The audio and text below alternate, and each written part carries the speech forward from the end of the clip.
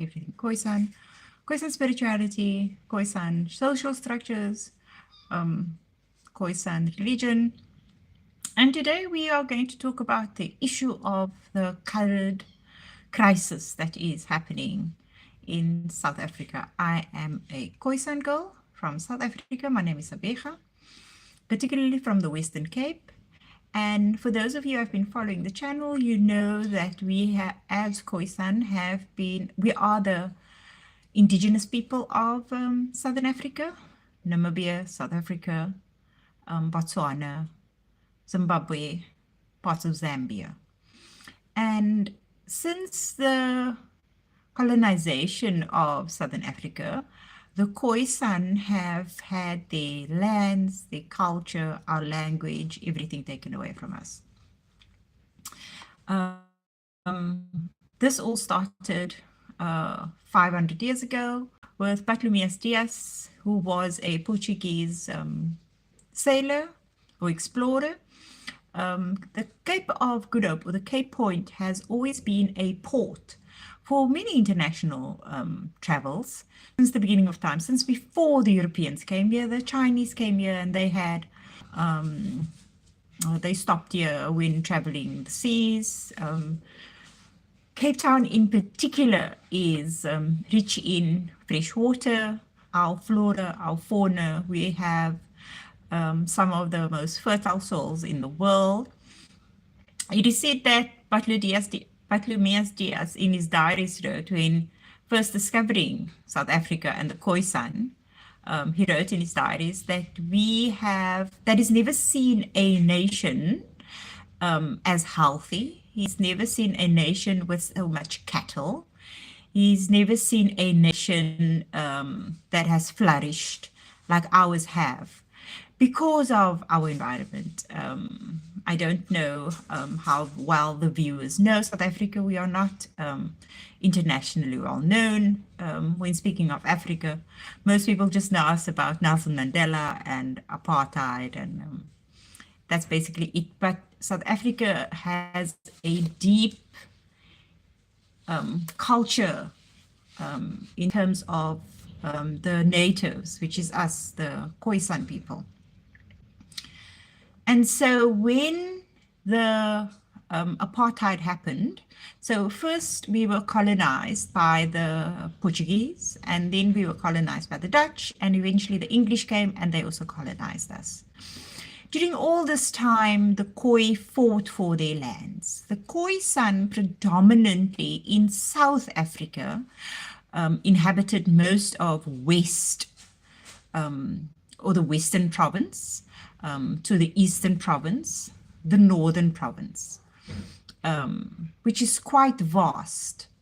It is said, a span of 1,300 kilometers in circumference we were spanning. That is just in South Africa. And then we had some Bantu tribes. For those who don't know, Nelson Mandela, who was the first democratically elected president of South Africa, he was of Bantu descent. He was from the Khoza tribe. The Khoi, however, are the indigenous natives of Southern Africa.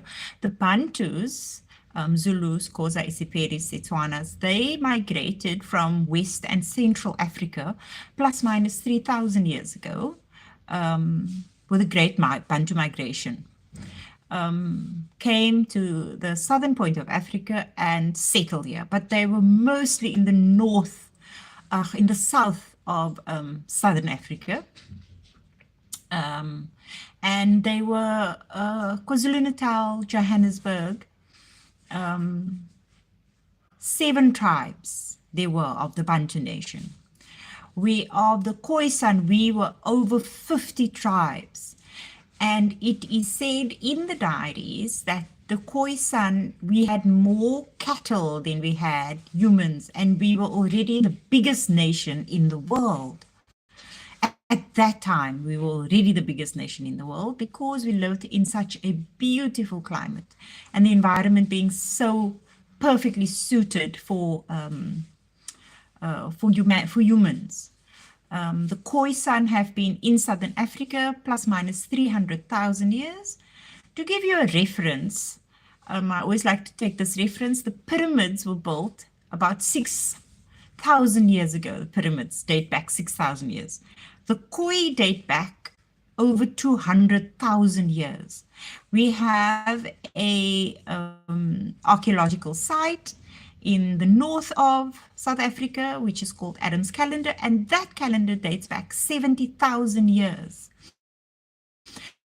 So if one takes it into account chronologically, Egypt and I always like to say they were but glimmer in God's eye when the Khoisan was already flourishing and building our tribes and being successful on the land. And henceforth, when seafarers came here and docked here, we welcomed them. We gave them fresh water.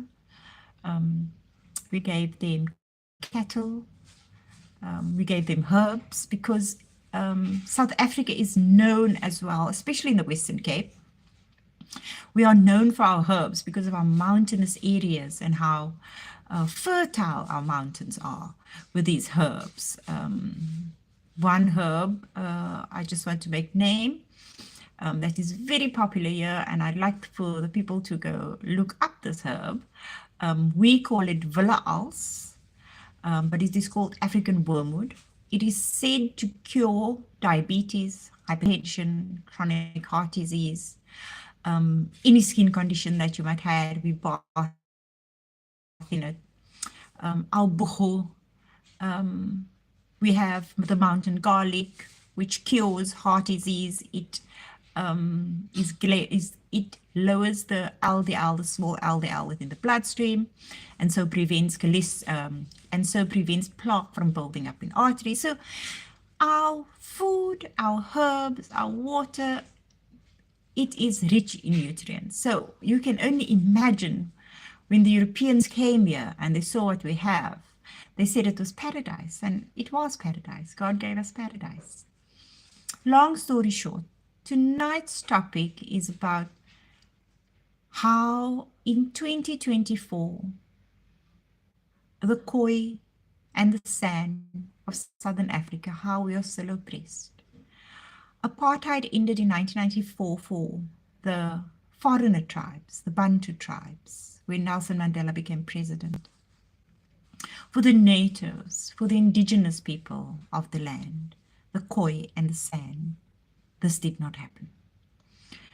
When the colonizers came and they came with their barbaric laws and apartheid was put in place, we were put into categories, races. The Khoi was classified as a colored, and the Bantus were classified as Kafirs. When apartheid fell away, all these terms were abolished, except for the term for the Khoi. Up until today, 2024, 30 years after the democracy of Southern Africa, the Khoi must still tick a box that says colored. So if I apply for a job, I must tick a box that says colored. If I apply for university, I must tick a box that says I'm colored. A South African official government box, I must tick the official government box that says that I am colored. If I open a bank account, there's a box specifically for me, colored, that I must tick to identify that I am colored. And so this colonial racist term was never abolished, and apartheid never ended for the indigenous people of Southern Africa, for my people. When the colonizers came, they took our land. Khoi lost all their land.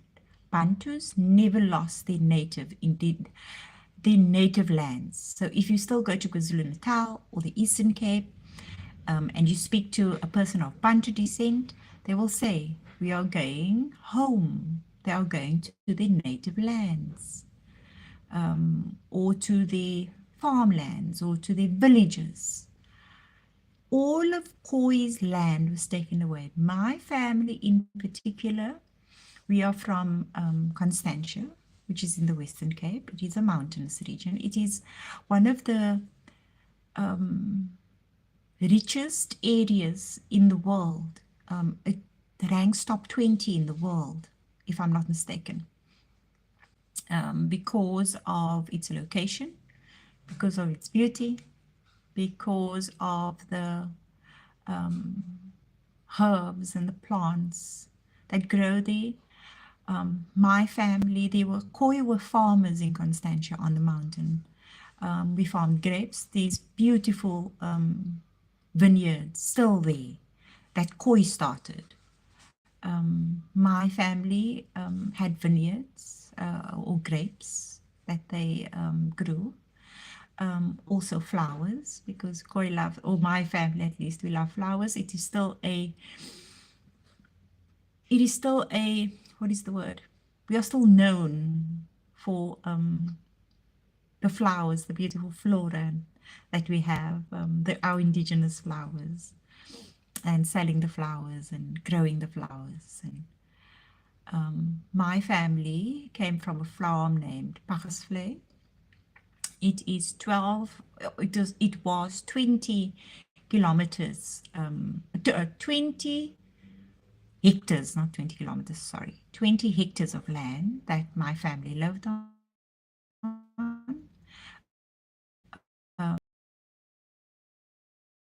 Mother was born there, her father was born there, her grandmother was born there, her great-grandmother was born there, and so on and so forth. So we have a graveyard that, thank God, was never taken away. They never did anything to the graveyard. So we have graves on the mountain dating back 300-400 years of our people, the native people living there. And we lost our lands like most Khoi did. And so today in South Africa, we are finally saying enough is enough. That we as Khoi, we are now called colored, are saying that we want our sovereignty back. We never gave anybody access, or we never gave anybody rights to our land. When I speak to my family in particular, they talk about how when the colonizers came, they told him that they were going to build a bridge over the farm, and if they didn't move, that they were going to be bulldozed off the farm. And they got my family off by intimidation and by threats. Nobody sold them the land. Nobody moved away willingly. They were told that they were going to build a bridge, and when the bridge is done, they could come back. They thought they could come back. They were told to go and live in a place called Lotus River until this bridge was completed. But as we know now, this never happened. And today in Constantia, on our farm, there is no bridge. Thank God, nothing happened to our farm. My great-great-grandparents' house still stands on the farm. My great-grandmother's cottage is still on the farm, as it was. They've just renovated it. There's a white family living in there now. My grandparents' house is still there, the house my mother grew up in. A white man of English descent now has ownership of the land. My family knows about him. He knows about my family. Their ancestor had moved to Constantia before apartheid happened. And Khoi is known for being hospitable. We've always been very welcoming to everybody.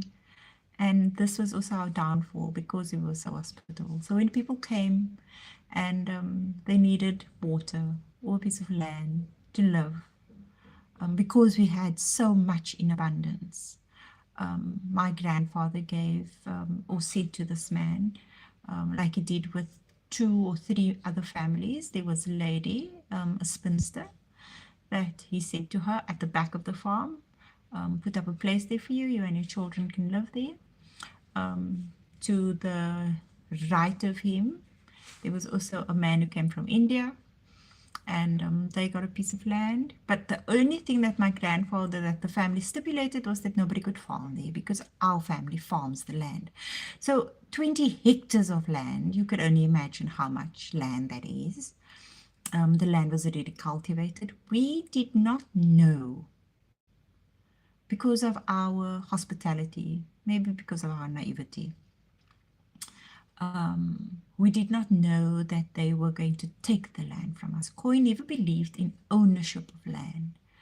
So, for example, the farm that we had, there was no borders on the farm. You just knew that that piece of land was where my family is the Matthews family. That is where the Matthews family farmed. And if you go further down the road, you know that is where the Solomons farmed. And if you go further down the road, you know that is where the Diamonds farmed. And nobody ever took anybody's land. Everybody lived peacefully. If foreigners came and they needed a place to stay, Khoi would be hospitable, as we always are, and say, stay there, just don't farm, because the farmlands is for us. We live off the farm. That is how Khoi has always lived. We lived off the land. There was no shops. There was no need for a shop because everything grew on the farm. We had, when the elders spoke, they said we had chickens, we had goats, we had all types of vegetation that grew there. The fruits, Constantia is particularly known for all the different fruits that they had there. And so there was no need for a shop. There was no need to go anywhere else to collect or to get sustenance from anywhere else. Everything was there. Fresh water. Our farm in particular, Pagas Vlei. Vlei means river. There was a river running through our property. And so many people came there to get water from my grandfather's property. And it was free. You could come, you could collect water if you had a farm close by. Or if you didn't farm and you just needed water for your habitation, you could come and get water. But in terms of monetary value, we were quite rich. Most Khoi were, in today's terms, very rich. Alas, we lost the property because we were bamboozled, like so many other Khoi were bamboozled off the land.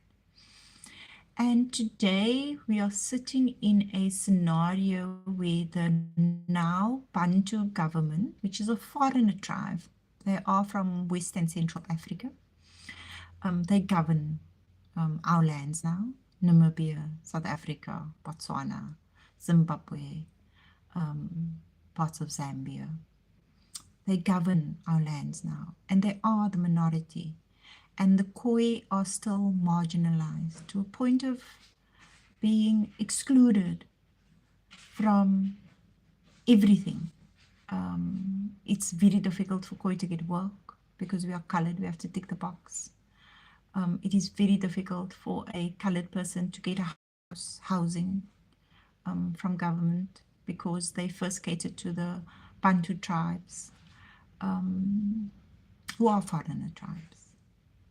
And today we are sitting in a scenario where we are even being discriminated against. We are being discriminated against because we are colored, because we are native. And like all natives around the world, it is quite sad, like what is happening to natives, where their lands was taken away. I think most people don't know about the genocide that happened to the Khoi in Southern Africa, just in Namibia, who's predominantly, so in South Africa we are Khoi. Namibia there's Khoi as well, but there's also San. So we were pastoralist. They were hunter-gatherers, the San. And there was a tribe named the Herero tribe. And in 1904, the Germans, because of the, can't get to the name now, the Berlin Conference, where Africa was chopped up into pieces. Germany got Namibia. And before there was no South Africa, Namibia, Botswana. We all just lived on the southernmost part of Africa. But when it was divided, that part of Southern Africa became Namibia. And there's a tribe, two tribes, the Namas and the Hereros. And in 1904, the Germans came and they had a extermination order. You can look that up, the extermination order for the Hereros and the Namas. 80% of the Hereros were murdered. 50% of the Namas were murdered. Their bones taken to Germany. We are still fighting to get our people's bones back. And our governments now, our Bantu governments, have done nothing to help the Khoi. They do not even recognize us as African. We are being told that we are some type of other, that we are not native, that we are not descendants of the Khoi. They tell the story, this mythical story about a smallpox outbreak that happened here. There is no proof of any smallpox outbreak within the Khoi communities, within the San communities that exterminated us. There's no such evidence at all. There is evidence of the brutality. There is evidence of the theft. There is evidence of the murder. There is evidence within our DNA that we are the direct descendants of the Khoi and the San. And we can prove that our families lived on the land. But because of colonial rule and because of European stupidity, they dubbed us colored and so divided us. And the Bantus of South Africa, particularly, have perpetuated this horrific, demonic policy of keeping us colored in order for them to rule, in order for them to make deals with the West and now with China, who has come in and taken over where the Europeans have left off. So everybody is coming and taking a piece of Khoi land, our native land. As native South Africans, we are now standing up and we are saying enough is enough. We have given you 30 years to right this wrong. Nelson Mandela came out with a policy that says, willing seller, willing buyer. Meaning, if you could prove that you were on the land, they had no, there was no law that said they must give the land back. They would give us money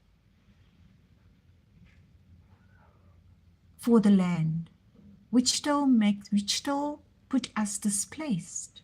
And this land claims, as they call it here in South Africa, the offices closed down more than 10 years ago. No, 15 years ago, the offices closed down. And those Khoi who went for their land are still waiting to be given their land back because of this policy that Nelson Mandela signed that said that no Khoi needs to be given their land back.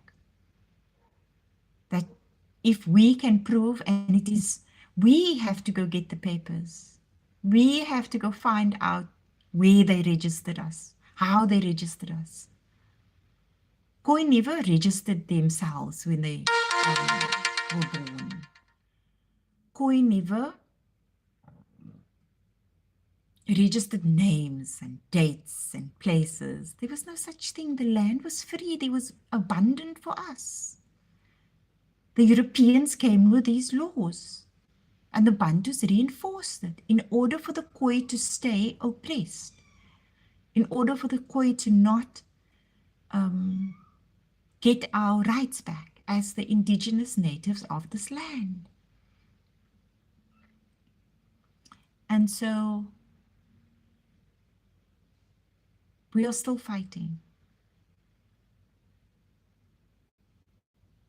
And the ANC and the EFF, all these political parties that's being sung around the world, I find it very interesting that South Africa is the first to go and to the International Crimes Court to lay a charge against Israel for international crimes against the Palestinians, for what is being done to the Palestinians. Yet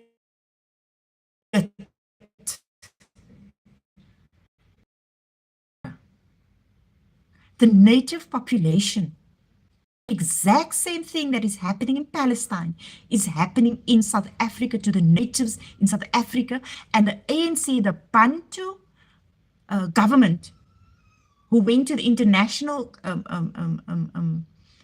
courts to lay a charge against Israel, is doing the exact same thing that the Israelis are doing to the Palestinians, are doing the exact same thing to the natives in their country, in our country, and they don't do anything about it. The hypocrisy of it all is astounding. And people don't know. Because South Africa, we are the hidden secret of South Africa, Southern Africa as a whole. The Bushmen, the Hottentot, well, not Hottentot. So we were Bushmen, Nama, Horikokwa, which is my tribe, Horikwa, Hisakwa,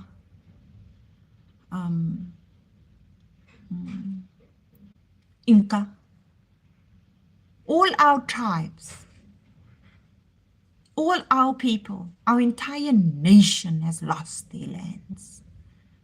Our entire nation, the biggest indigenous nation in the world today, under South African government, foreigner tribes, just like the Zionists in Israel, are doing to the Palestinians, who are the natives in Palestine. The exact same things these Bantus who made a case against Israel, they are doing the exact same thing to the natives in South Africa. The hypocrisy.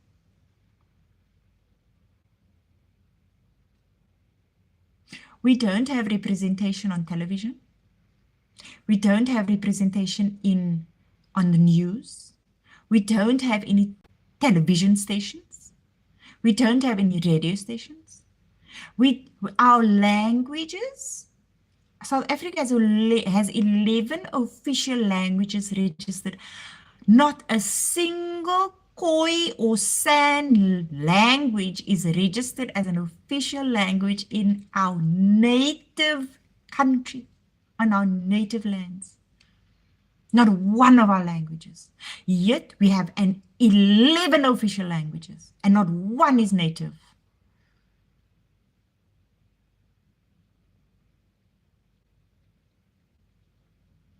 In South African schools, there is no history taught on the Khoi and the San and our rights and our lineage to this land.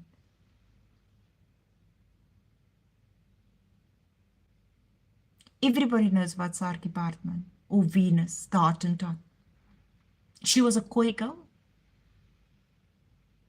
That's the only thing they teach you about the Khoi.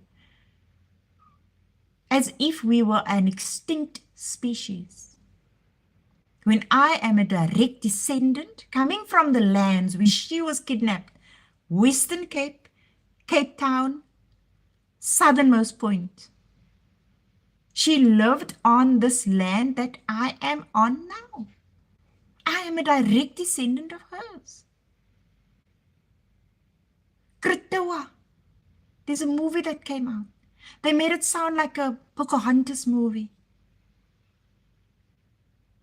Kritoa was Chief Oshimoa's niece. Chief Oshimoa had the biggest tribe in South Africa.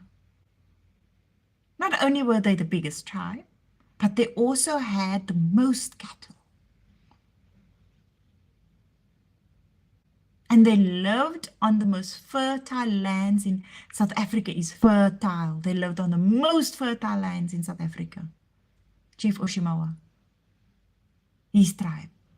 And his niece, Kritoa, was kidnapped by Jan van Riebeeck's wife into slavitude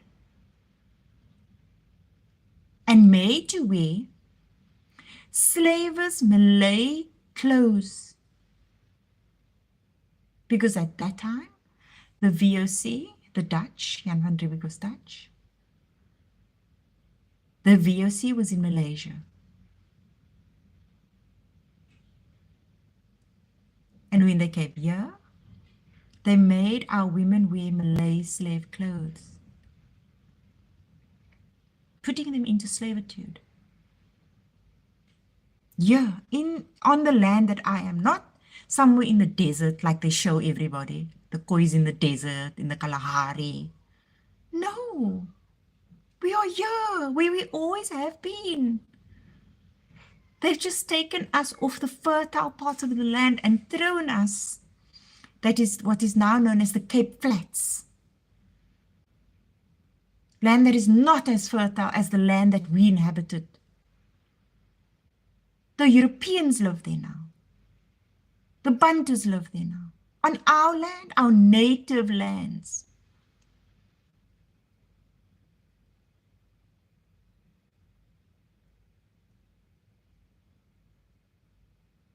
The lies and the misinformation that is being spread about the Khoi and the sand and our history, our lineage. The other day, I read an article that says the Khoi are descendants of Asian and Europeans because the Khoi have high cheekbones. I'm Khoi, I have high cheekbones and my eyes are a bit slanty. And so they say, no, you must be Asian. No! This is our natural bone structure.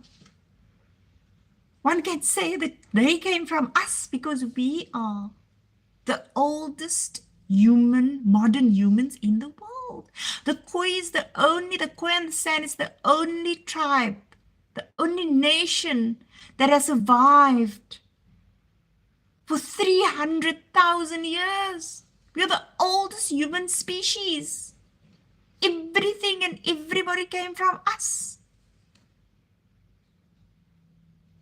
The LOD, we are the LOD on the genetic chain or branch. The oldest branch of the genetic chain is me, is us.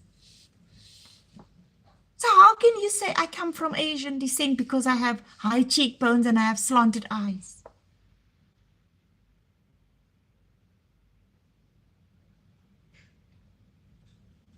When I am the oldest on the chain. But it is a tool, it is a tactic used by colonizers and enforced by the Bantus of Southern Africa to keep the native Khoi and San oppressed in our lands, to keep us from inheriting what is ours. South Africa is the richest country in gold, diamonds, platinum, coal, oil. We have the most arid land, Southern Africa. There's no other place in the world, people, with more arid land than Southern Africa. The Chinese have now taken over Zimbabwe a couple of years ago. One heard about Zimbabwe and Robert Mugabe and how Zimbabwe was going down, declining. Because Robert Mugabe, a native man, said enough is enough. These Europeans cannot go on the way they are going on. He did not want any part in this Bantu plan. And he said, kick the Europeans off our land. South African government, these Bantus, went in cahoots with the Europeans, with the whites, and vilified Robert Mugabe.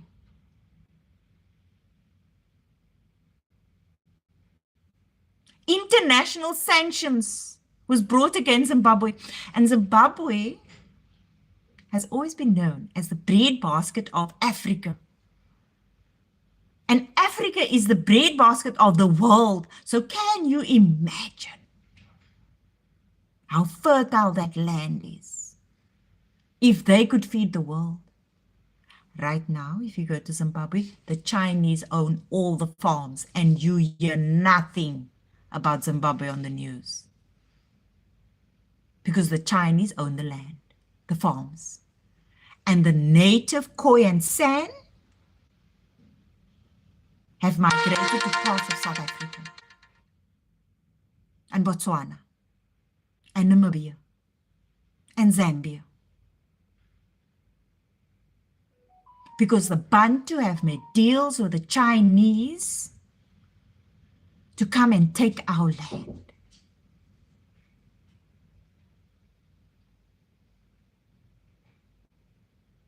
Julius Malema, everybody knows Julius Malema. They sing his praises all over. These are sellouts. These are African sellouts. Nelson Mandela, Jacob Zuma, Cyril Ramaphosa.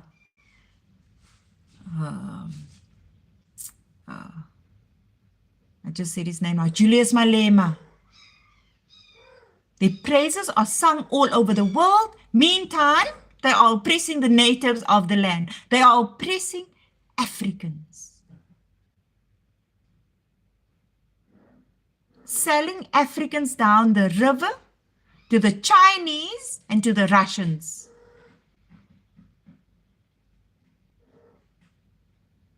A shame they are on African soil. The Bantus of Southern Africa. A shame. From SWAPO in Namibia to the ANC and the EFF here in South Africa.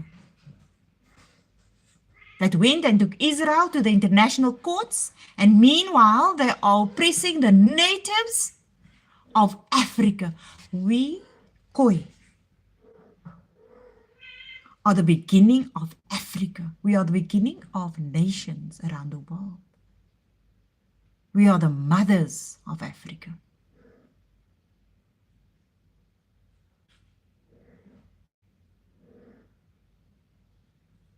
And nobody knows what is happening to us.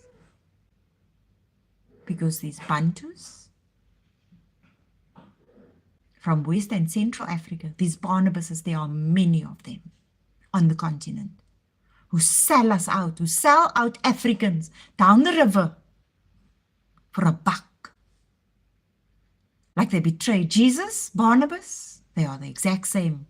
For a gold bag of gold coins, they sell their brothers down the river.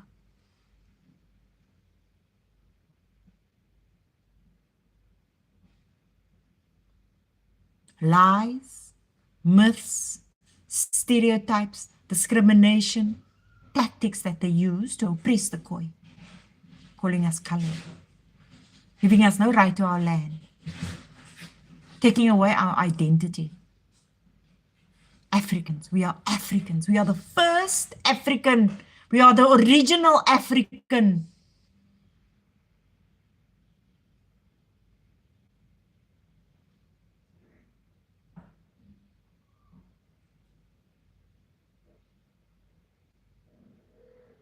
We are the original African. And in South Africa, I cannot tick that I'm an African.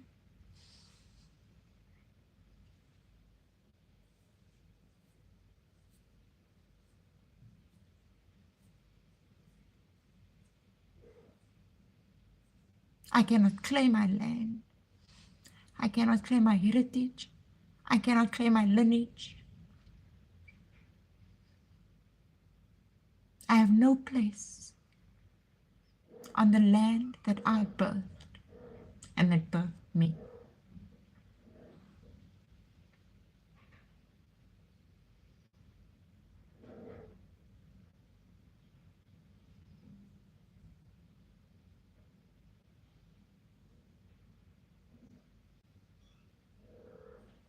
It is a point of great contention for Khoi and San.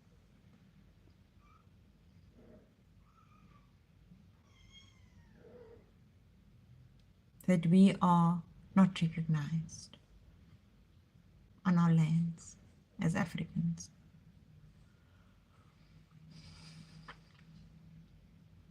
They ask us, why do you call yourself colored then? I did not call myself colored. I did not. I was born into this identity and it was forced on me by the Europeans and reinforced by my brothers, the Bantus, who we gave refuge to when the Bantu migration happened.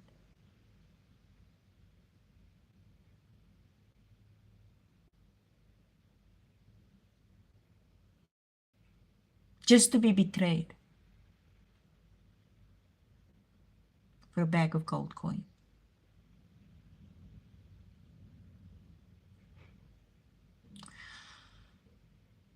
So please, like, comment, share, subscribe, share the story of the Khoi and the sun.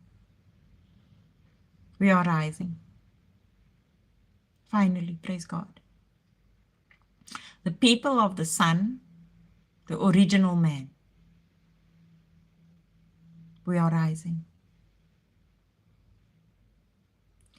Recently, Miss South Africa, everybody knows about Miss South Africa and what happened, and the Nigerian contestant that was so terribly humiliated by the Bantus and told that she's not, she can't run for Miss South Africa, just for them to vote in a European as a South African Miss South Africa. Shame. When that Nigerian is actually more, they are more Nigerian than they are Southern African, the Bantus. They turn on their own. They turn on their ancestries.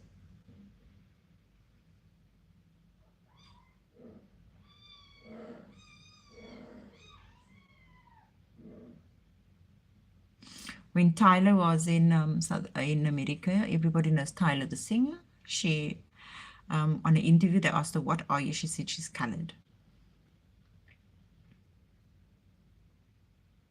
And everybody got upset. How can she say she's colored? She said, I'm proud colored. We are proud of who we are. But colored is the term that was forced on us to identify the original, the native, the indigenous. That is what she meant when she said she's colored. I'm native, I'm original, I'm Aborigines, I'm First Nation, I'm colored.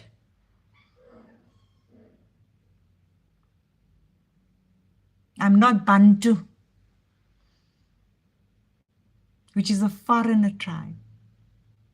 African, but foreigner to Southern Africa.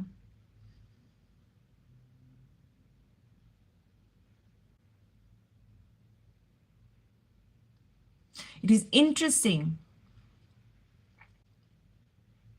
that in South Africa, our government, our Bantu government, gives more rights to the Chinese and to the Europeans than my brothers and sisters coming from Nigeria, from the Congo, from Kenya, from Somalia, from Ethiopia, from Zimbabwe, When they come here, xenophobia.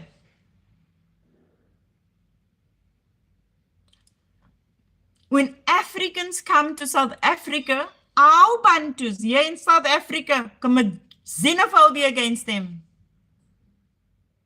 Yet they welcome the Chinese with open arms. Yet they welcome the Europeans with open arms.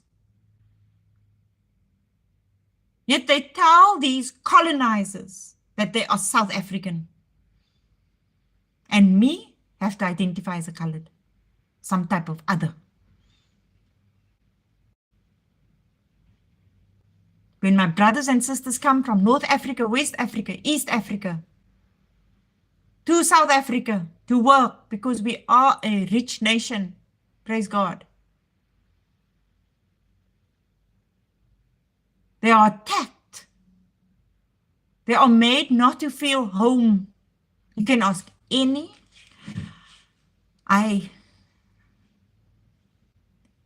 To those who are watching this video now, if you are African, ask any other African who has come to South Africa about the colored people and how welcoming and hospitable we are to our brothers and sisters that come here, and what the Bantu tribes do to them when they come here. In 2009, 2010, the xenophobic attacks was insane in South Africa. Me, my family, we gave shelter and refuge to Zimbabweans. They came to our property where we lived at the time. I was in Pretoria at the time. And we took them in. The native, the colored people always take in the other tribes that come from North Africa. I'm talking Ethiopia, like I said, Somalia, the Congo, Nigeria, Kenya, where else? Zimbabwe. They come and work in what is kind of known as colored areas. They come open shop here. They cannot even go into where the Bantus live. They cannot open shop there. They cannot have business there.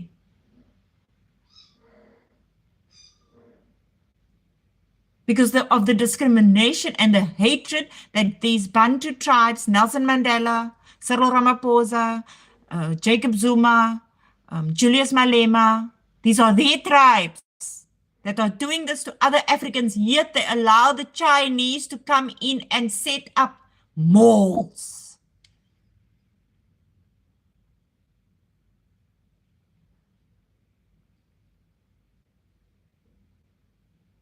And we as the natives, not even recognized as Africans.